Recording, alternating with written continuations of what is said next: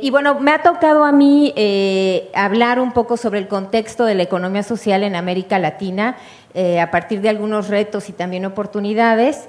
Bueno, esta idea de que estamos ante un colapso civilizatorio, y bueno, pues esta idea tiene una base potente, ¿no?, a partir de las múltiples formas en que se ejerce la violencia a nivel mundial, lejos de esos sueños de la globalización de la década de los 80, donde se planteaba esta idea de la desaparición de las fronteras y de gobiernos mucho más cooperativos. Lo que hoy encontramos es más un sistema sumamente violento que ha generado el aumento de las desigualdades, daños ambientales, violación de derechos humanos, militarización de los territorios, ¿no?, y dando espacio a esta violencia legitimada del Estado y, por supuesto, el impacto de la pandemia sobre el tejido social y las economías, ¿no? Desde la academia se habla de una crisis del modelo de industrialización, de una crisis de la modernidad, de una crisis del Estado o del patriarcado, del sistema patriarcal, de una crisis del capitalismo global, ¿no? Se habla de que estamos en un capitalismo fósil, o que estamos en la era del antropoceno, ¿no? Algunos hablan de este ejercicio superpoderoso del hombre sobre la naturaleza. Se habla del capitaloceno justamente como el capital, la gran mano invisible que dirige el mundo, o el tecnoceno que a partir de las nuevas tecnologías, bueno, pues se está también dirigiendo el mundo, ¿no? Y algunos hablan de este capitalismo gore que tiene que ver con la espectacularización de las violencias que hoy vivimos. Bueno, en síntesis, estamos ante una economía capitalista que ya no solo excluye, ya no solo deja fuera una gran parte de la población, sino que también es injusta en muchas dimensiones de la vida, que es depredadora de nuestros bienes comunes, que es especuladora de la riqueza que se genera, que es despojadora de las identidades de las personas y de los pueblos, y que además es extractivista, ¿no? En una palabra, es un sistema violento, ¿no? Particularmente, y creo que aquí vale la pena hacer énfasis, la lectura desde América Latina, vale la pena plantear que esta matriz cultural de opresión, particularmente en América Latina, también tiene que ver con una parte histórica, es decir, una dimensión colonial, ¿no?, que tiene que ver justo con la generación de la raza a partir del proceso de colonialidad que se dio, bueno, cuando llegaron en los procesos de conquista, y que empezó pues a generar una desigualdad entre los pueblos indígenas que antes no existía, ¿no? Si había confrontaciones, pero la noción de raza no existía en nuestro continente, y es hasta que Europa occidental llega hasta nuestro continente. Otra patita de este gran modelo capitalista que emerge en América Latina tiene que ver justamente con el capitalismo y con la explotación laboral, que además se articula al patriarcado, ¿no?, al sistema patriarcal, que en América Latina tuvo una base racial y sexual también, ¿no?, una división sexual y racial del trabajo que hasta hoy en día se mantiene, ¿no? Entonces las mujeres indígenas, con un color de piel en particular, con una raza en particular, con un género en particular, son las que sostienen gran parte de la vida en nuestro continente, ¿no? Y entonces hablamos pues que para el sistema capitalista en América Latina algunas vidas importan más que otras, ¿no? Importan menos los migrantes, importan menos las mujeres indígenas, importan menos las niñas y niños también indígenas, ¿no?, en particular. Y voy a poner una muestra pues tomando una herramienta de la antropología como una especie de postal de la complejidad de las violencias que vivimos en América Latina. Y me voy a detener un poco en esta diapositiva solamente para hablar cómo los flujos migratorios en nuestros continentes se han transformado de manera significativa justo en este gran contexto de desigualdad, a partir de esta gran matriz histórica de desigualdades, pero que se vincula también a este sistema global sumamente violento, ¿no? En la década década de los 60, 70 teníamos flujos migratorios muy puntuales, particularmente migraciones que tenían que ver con cuestiones económicas, desplazamientos sí por algunos conflictos violentos internos, desplazamientos forzados, pero hoy en día lo que tenemos son una enorme diversidad de flujos migratorios de los cuales podríamos hablar de ellos como migraciones forzadas y que están relacionados a las violencias de los lugares de origen.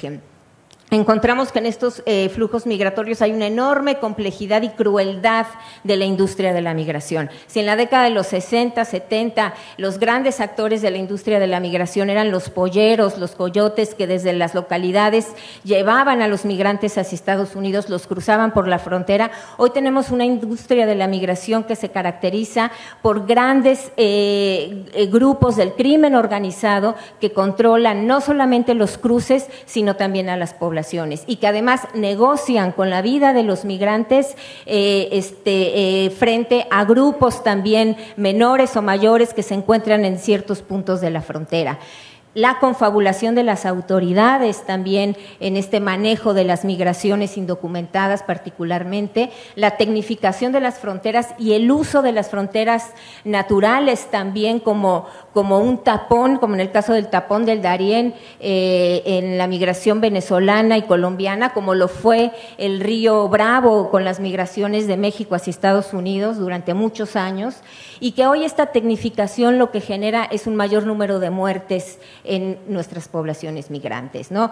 Hoy tenemos ya no migraciones individuales, sino migraciones en caravanas, ¿no? Desde el sur del continente cruzan por México grandes contingentes de migrantes como resultado de la violencia extrema que están viviendo, ¿no? Es una forma de cuidarse unos a otros. Hoy tenemos también caravanas de padres y madres que buscan desesperadamente a sus hijos en México porque están desaparecidos, ¿no? Este elemento, esta situación que Rosana Reguillo ha llamado como la necropolítica, ¿no? Un elemento fundamental de nuestro continente. Entonces, bueno, este es solamente un ejemplo, pues, que también se puede dimensionar en otras áreas de la vida económica, social y política de nuestro continente, de cómo la violencia está atravesando todas las áreas de nuestra vida en el continente y que es uno de los grandes desafíos que tenemos como parte de esta economía social que estamos haciendo. En fin,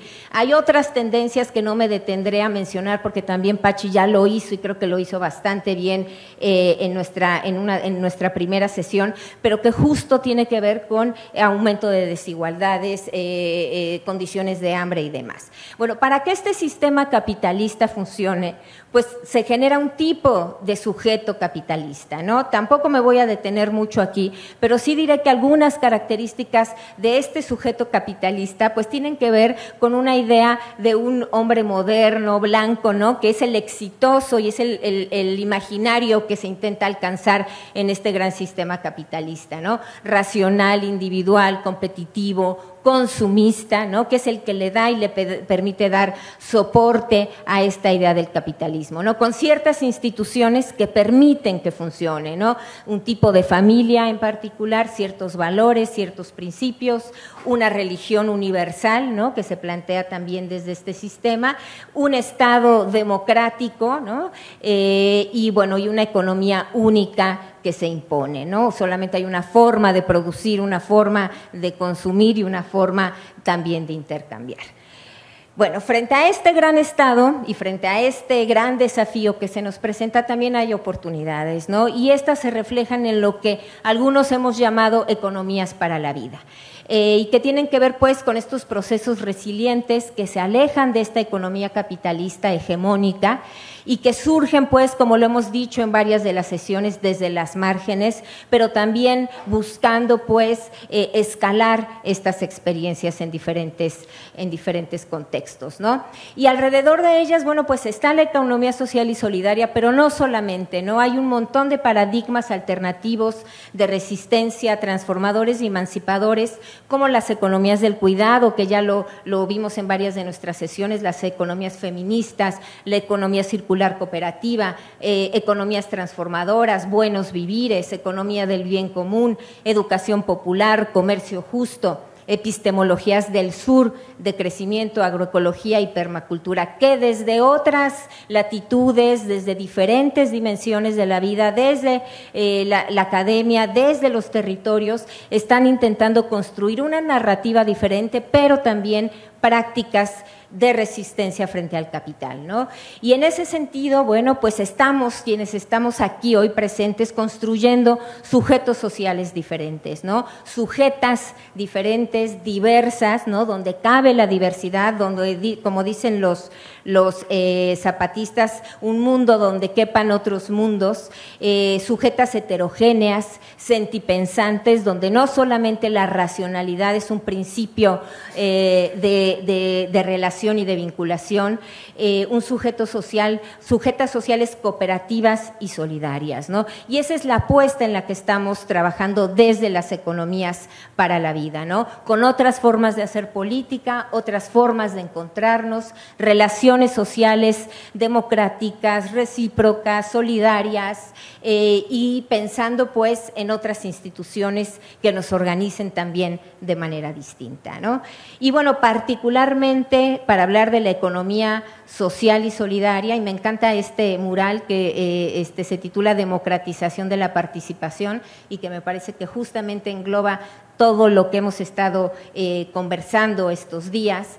Quise hacer pues esta caracterización de la potencia de la economía social y solidaria en nuestro continente. Es una clasificación que Pablo Guerra ya ha planteado y que habla pues de la economía social y solidaria como un sector social ciertamente que aporta a la economía de las familias, a la propia economía nacional, pero también como un movimiento social o como una suerte de sujeto de acción colectiva transformadora que va más allá de las condiciones de los territorios y también como un campo académico, ¿no? Y muy rápidamente diré, pues, porque estamos en esto, que la economía social y solidaria como sector social de la economía está caracterizado sí por aquellos actores que son reconocidos por muchas de nuestras leyes y marcos legales, organizaciones sociales, núcleos ejidales, colectivos campesinos, sindicatos, cooperativas de producción,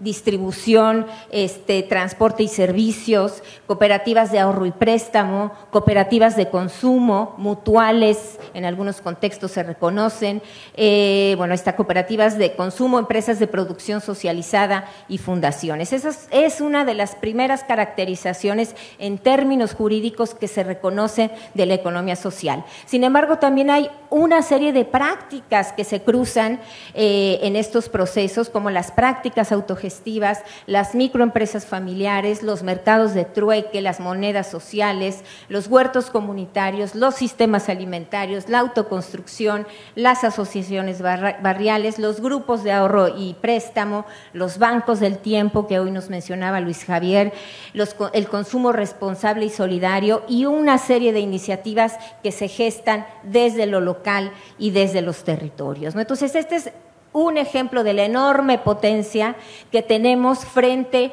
a diferentes actores que se organizan desde sus territorios, ¿no?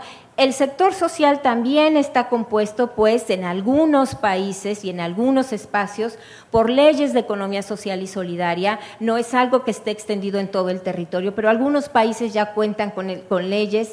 Hay leyes de sociedades cooperativas, leyes de mutuales, leyes de la regulación de actividades cooperativas de ahorro y préstamo, leyes agrarias, reglamentos locales y, por supuesto, algunos países también reconocen y han constituido institutos de la economía social y solidaria. Entonces, hay un sector sumamente potente que está formando parte de la actividad productiva de nuestros países y que localmente genera trabajo y genera ingreso para las familias. Sin embargo, también hay una dimensión de la que, y son dimensiones analíticas, porque ciertamente muchos de los actores de la economía social y solidaria que están en el sector social de la economía forman también parte de estos movimientos sociales y acciones colectivas, ¿no? Y Voy a mencionar solamente algunos de estas grandes actores colectivos que están también luchando desde otros espacios para poner la discusión en la incidencia política, ¿no? El Foro Social Mundial de las Economías Transformadoras, por ejemplo, que va a tener lugar a finales de octubre en Cali, Colombia, Economías para la Vida, que también va a estar ahí frente a este gran encuentro de la COP16 de estos gobiernos nacionales que estarán también ahí en Cali, la Vía Campesina, que lleva muchos años luchando justamente junto con los Sin Tierra también en esta lucha pues del campo y agroecológica, ¿no? Las redes de las economías transformadoras y alternativas también en Colombia, redes de economía social y solidaria, la Universidad del Buen Vivir también como otro actor que conjunta actores académicos, pero también del sector social de la economía, y por supuesto la red Comparte, que estamos hoy aquí reunidos, ¿no? Entonces, bueno, hay toda una serie de actores que están luchando no solamente por las prácticas cotidianas de los territorios, sino también por tener esta incidencia social.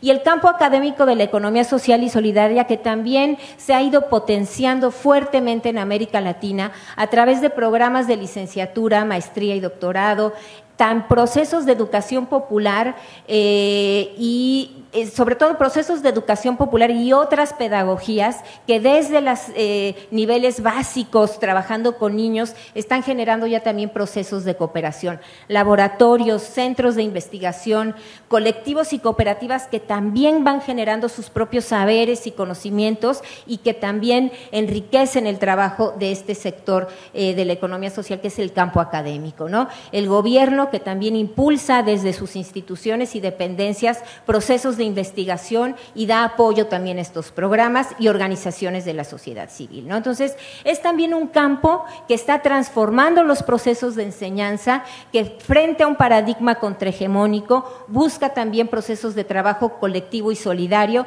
centrados en la reproducción de la vida. Entonces, bueno, como hay un montón de programas que hemos ido encontrando y que, claro, cada quien tiene su enfoque para acercarse a la economía social y solidaria. Y bueno, frente a estos dos grandes, diría yo, dimensiones del sistema capitalista que oprime, que genera estos contextos de violencia extrema, de desigualdad, de desposesión, tenemos estos actores que están luchando y que se están organizando. Yo diría que algunos de los retos han salido ya en nuestras sesiones, entonces casi vendré a repetir lo que hemos reflexionado ya.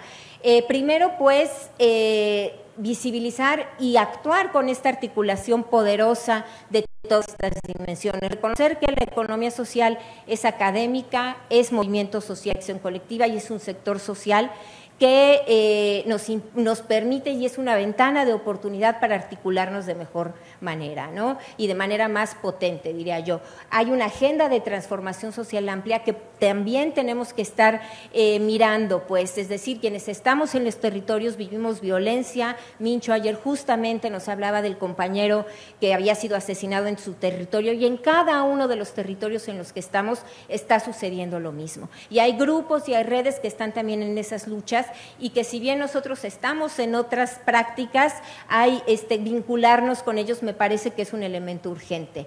Estrategias locales también vinculadas a los temas locales, o al revés, los grandes temas globales, que podamos vincularlos más bien a nuestras realidades locales, que es realmente lo que nos da sentido, ¿no? Y eso, hacer un esfuerzo cada vez mayor de visibilizar las economías para la vida, porque es cierto, en los espacios académicos tenemos mucho trabajo por hacer con nuestros estudiantes en las universidades jesuitas, que gran parte de ellos forman parte de un sector socioeconómico alto y que para ellos este tipo de experiencias a veces son muy lejanas. Entonces, bueno, hay un gran trabajo por visibilizar y lo pongo también como uno de los retos que tenemos. Bueno, parto de la idea de que las perspectivas modernizantes y eurocéntricas de la economía han colonizado el espacio de estudio de la ciencia económica.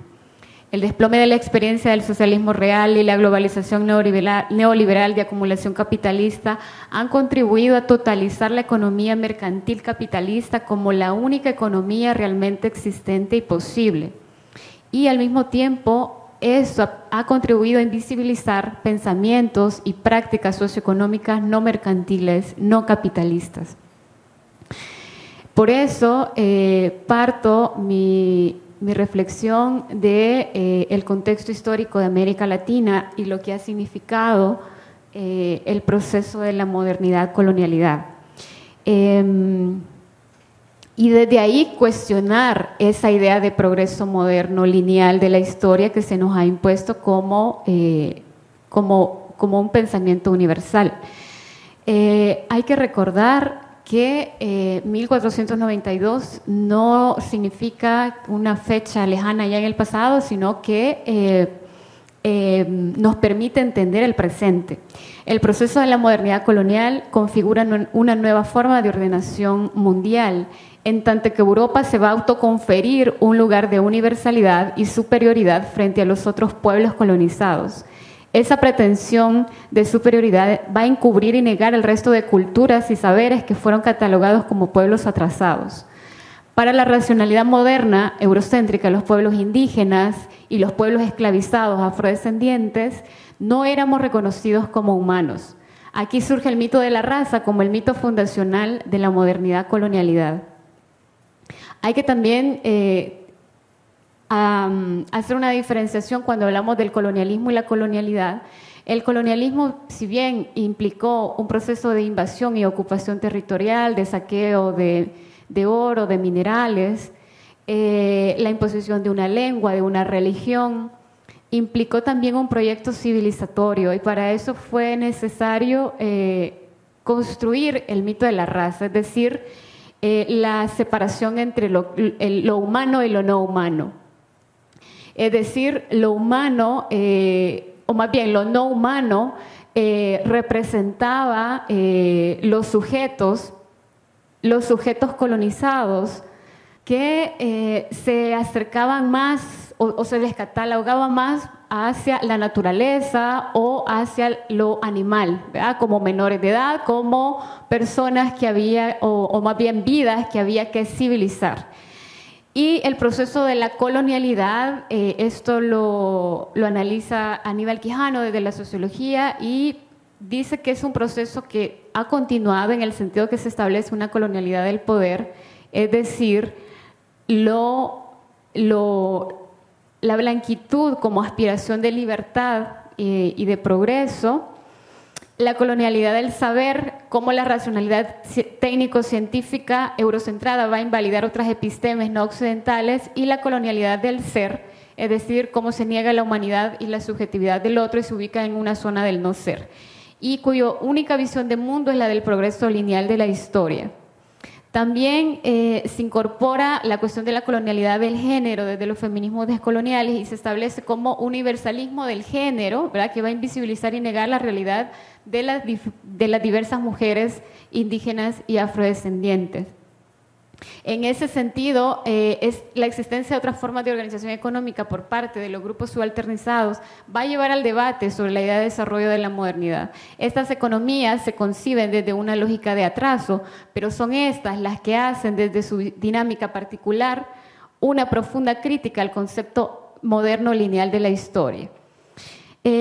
También, siguiendo con el análisis que proponía Marcela, nos encontramos actualmente en un proceso de crisis civilizatoria donde los límites, las posibilidades de seguir reproduciendo la vida humana están amenazadas, ¿verdad? Nos encontramos con un proceso de crisis ecológica, de crisis de reproducción de la vida y de crisis de los cuidados, ¿verdad? Esto hace que las necesidades de la población, sus necesidades fisiológicas, las necesidades de cuidado y protección que sostienen el ciclo de la vida natural y de la vida humana estén amenazadas, así como las condiciones que permiten el cuidado de la vida. Estoy refiriéndome a los ecosistemas, los ciclos naturales, los recursos para cuidar, la infraestructura para cuidar el tiempo, para cuidar, es decir, que se está deteriorando esa ética del cuidado en el sentido que somos personas con la responsabilidad del cuidado hacia la alteridad, hacia el otro, la otra y el otro.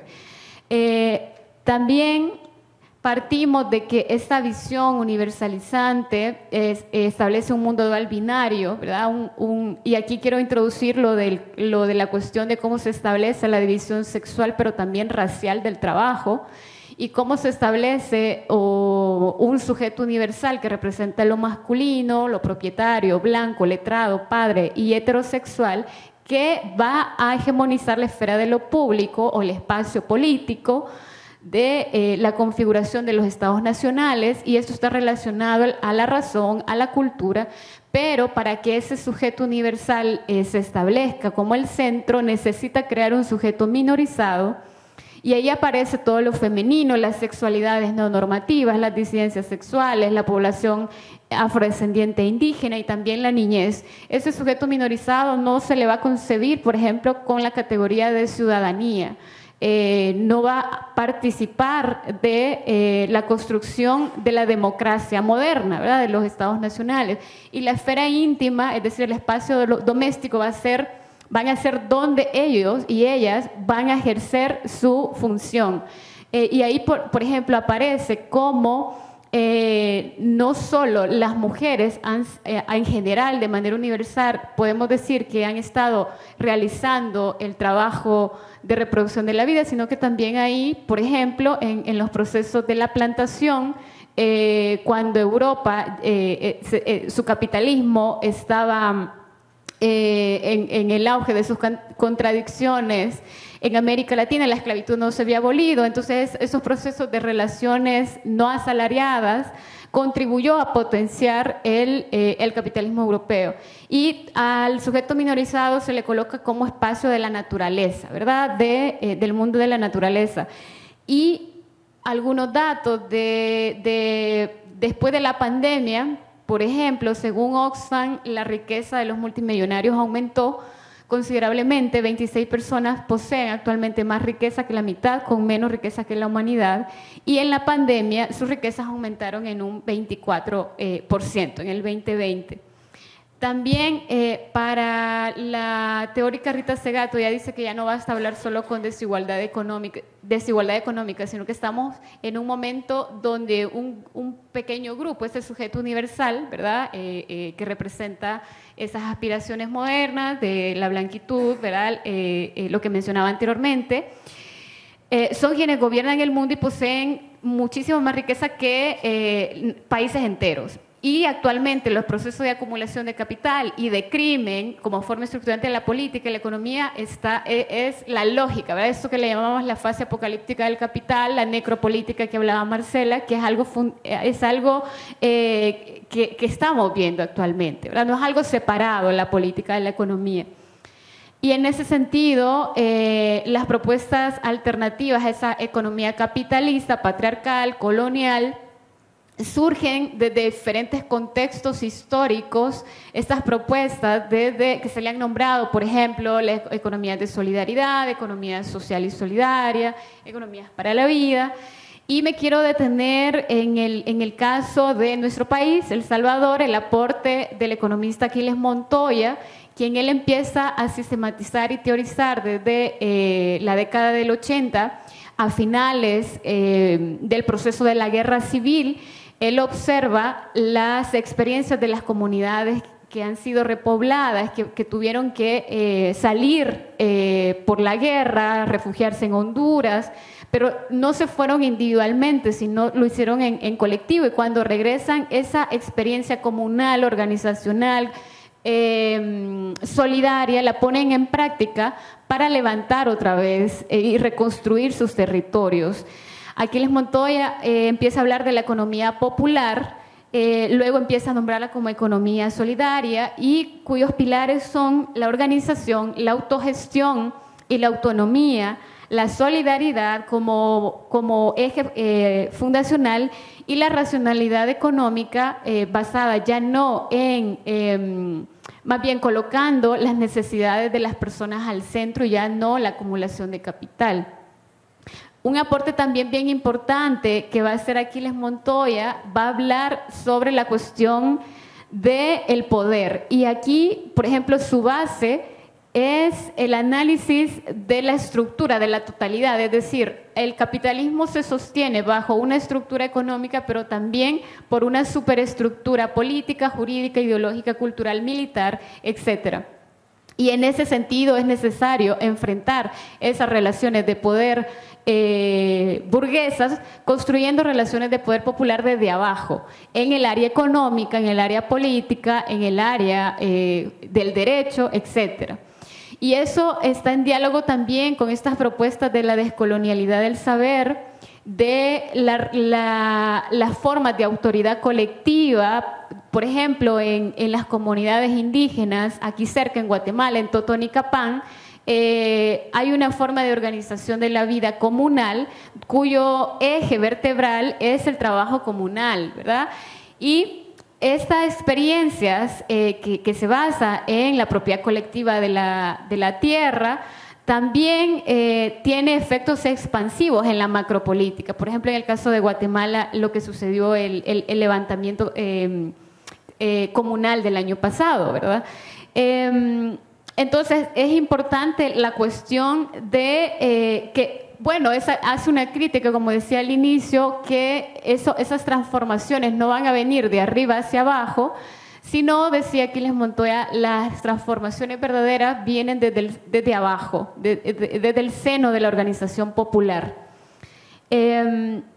Bueno, otro elemento importante que va a ir apareciendo, que no digamos, lo que le faltaba a estas propuestas de economía social solidaria es que no estaban incorporando, viendo la cuestión del patriarcado, ¿verdad? De cómo había un trabajo, el trabajo de cuidado, el trabajo que reproduce la vida, que era necesario también visibilizar esas desigualdades en el uso del tiempo, y que una economía alternativa también debe avanzar en la corresponsabilidad de los cuidados de manera comunal, de manera solidaria, y en ese sentido la economía solidaria del cuidado va a proponer recuperar nuevamente esa unidad de la esfera pública y privada, la repolitización del espacio doméstico, la visibilización de estos trabajos que reproducen la vida y la necesidad de recuperar no solo el control de los medios de producción, sino también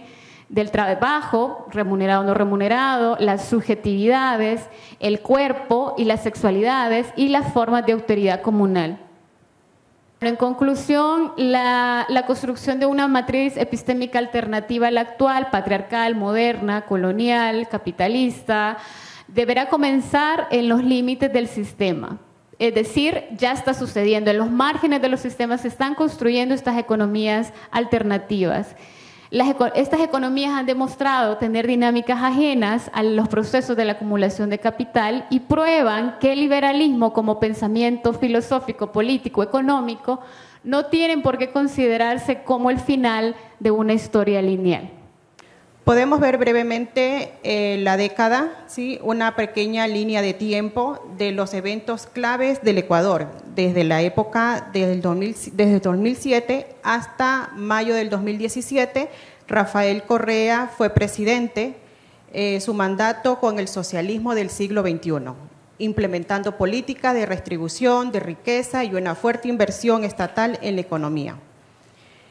En el año 2010 hasta el 2017, crecimiento económico durante gran parte de su mandato. Ecuador experimenta un crecimiento económico sostenible, aunque también surgen críticas contra la corrupción y falta de transparencia. En el 2017 ingresa Lenín Moreno, asume la presidencia inicial, su mandato continuando algunas políticas de Rafael Correa, pero enfrenta un desafío económico, social y que impacta la inseguridad en el país. En el 2019 presenta protestas sociales, se producen manifestaciones masivas en respuesta de medidas económicas, lo que refleja el descontento social y el crecimiento de la inseguridad. Termina su mandato, inicia Guillermo Lasso en el 2021, Lasso asume la presidencia, su gobierno se centra en la reactivación económica post-pandemia. En la lucha contra la violencia y el crimen organizado, aumenta el presupuesto para la seguridad y refuerza la presencia policial. En el 2022 aumenta la violencia. A pesar de los esfuerzos de Lasso, se observa un incremento de la violencia, especialmente en las cárceles, debido al narcotráfico, con un notable aumento en las muertes violentas en el Ecuador. Esta crisis de inseguridad, la expansión de grupos organizados, criminales, incluyendo la inseguridad en el Ecuador, las bandas locales se mueven protagonistas y episodios de extrema violencia. 2023 se viene el gobierno de Daniel Noboa, asume la presidencia ganando las elecciones anticipadas para complementar el gobierno de Guillermo Lasso. A esa época Guillermo Lasso sale del gobierno porque se le viene un juicio político y él llama a elecciones, anula la Asamblea Nacional y de esta manera llega y asume el poder Daniel Noboa. Como podemos ver, las consecuencias del contexto de inseguridad en el Ecuador e impacto en el centro social. El centro social exactamente es Hogar de Cristo. Percepción de inseguridad, movilidad restringida y limitada. ¿A qué conlleva esto? Que la población no puede estar a muy altas horas de la noche porque de esta manera se siente insegura por las bandas que operan en la localidad y las personas con el temor de que le estén robando o asesinando, las personas tienen de guardarse, podríamos decir, estar en sus hogares muy tempranas horas. Ausentismo de la institución pública y privadas. En el sector que nosotros estamos trabajando en la comunidad de Hogar de Cristo, Monte Sinaí, no se encuentran más instituciones laborando por el temor de las bandas que están operando en estos lugares, entonces las instituciones no están ingresando a trabajar en estos sectores. Reducción de las participaciones, extorsiones y temor de vacunas. Cierres anticipados e inesperados de actividades comerciales. ¿Qué es lo que ha surgido? En muchos de los emprendimientos de las personas que tienen su microemprendimiento, muchos les ha tocado cerrar sus negocios por el motivo de las vacunas, por el motivo de las extorsiones e incluso hasta secuestros. Las socias o las comunidades que nosotros estamos laborando no pueden generar un ingreso tranquilo. Les toca estar pagando vacunas a diario, otras veces semanales, y de esta manera las personas se sienten inseguras de tener sus emprendimientos y muchas de ellas desisten ya cerrar sus negocios y de esta manera no pueden tener un ingreso fijo. Movilidad restringida y limitada, como les indicaba, ya de esta manera las personas, si quieren ingresar a un cierto sector como nosotros, como estar trabajando en las comunidades, que toca estar con las líderes de las comunidades e indicarles siempre, mire, vamos a ir a esta hora para que ellas estén pendientes, que el gestor de territorio está ingresando en esa comunidad para sentirnos un poco más acompañados y apoyados, porque tenemos el riesgo y el peligro de que las bandas, primero lo que se acercan es a preguntar a quién pediste permiso, a quién le estás, por qué estás ingresando, y si debes de ingresar, debes de pagar un valor por ingresar a la comunidad. Como indicaba, cierre de locales comerciales, recursos ilimitados, líneas de créditos vencidas. En este momento nosotros otorgamos microcréditos a los emprendedores en las comunidades y de esta manera, como tienen una línea de crédito pero cierran sus negocios, cierran sus emprendimientos, esto es un impacto bastante fuerte para la organización, porque estas líneas de créditos en este momento hay unas que están vencidas, hay otras personas que se van de la localidad porque se sienten amenazados por no pagar una vacuna y les toca salir del sector e incluso salen de la ciudad. Disputas de territorio.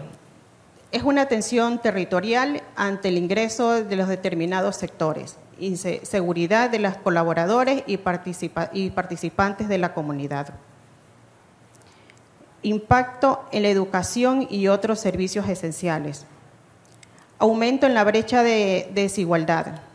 Hay bastante deserción de que los adolescentes, niños y adolescentes no están asistiendo a las escuelas, y de esta manera se ve que estas bandas están captando la atención de los menores de edad para poder ingresarlos a las bandas y estar parte de ellos, y se siente, los padres no tienen la voz y voto para poder decir a las bandas: no puede reclutar a mis hijos, simplemente se quedan callados, porque de esta manera ellos se sienten cohibidos de poder denunciar, porque se sienten en ese momento denuncias y en la tarde o en noche tienen represalias en sus viviendas, e incluso llegan en su momento a quemarlas, o llegar las bandas 30, 40 personas al sector para poder intimidar con armas. Falta de acceso a servicios básicos. En los sectores que nosotros estamos trabajando en las comunidades, no todos los sectores tienen agua, alcantarillado, luz eléctrica, y de esta manera mucho menos el internet. Estrategias para afrontar el desafío de la inseguridad en el Ecuador. Como centro social estamos fortaleciendo el trabajo comunitario, fomentar la colaboración, mejora de capacidades de autogestión, empoderamiento de los miembros de las comunidades y crear soluciones más sostenibles y adaptadas a las necesidades locales. Estamos trabajando con la construcción social de territorio. Nuestra misión es fortalecer las comunidades, promover su participación, autoorganización, empoderamiento para generar incidencia pública y alcance de bienestar y desarrollo. Potenciar las relaciones interinstitucionales, mejora la colaboración y optimiza los recursos. De esta manera nosotros estamos buscando buscar alianzas con instituciones públicas. En este momento lo estamos haciendo con el gobierno local, con los municipios. De esta manera nosotros nos sentimos un poco más apoyados, protegidos. Cuando ellos comienzan a hacer brigadas, nosotros participamos también para poder dar a conocer los servicios que tiene Hogar de Cristo, porque la convocatoria en sí la hace el municipio y ellos llevan seguridad, y de esa manera estamos haciendo alianza con los gobiernos locales.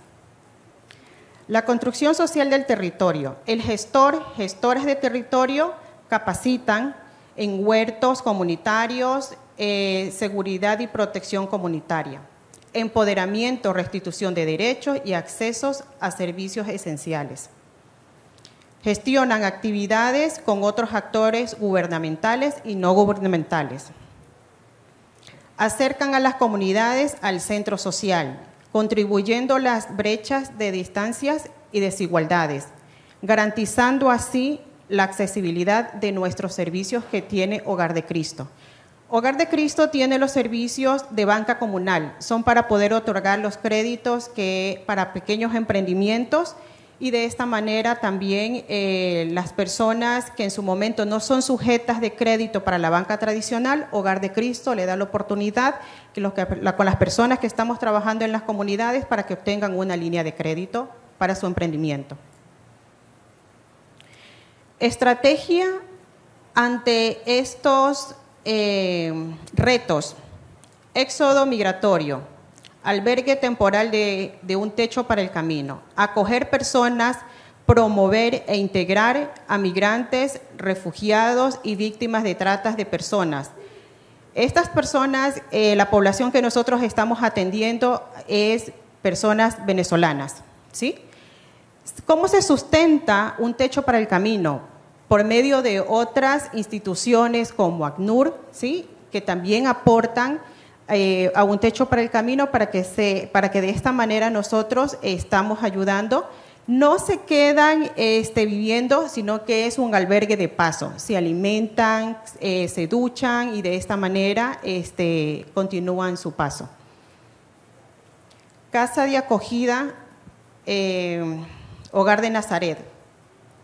Busca la respuesta a la problemática de violencia intrafamiliar y abuso sexual al que se están viendo afectadas mujeres, niñas, niños y adolescentes.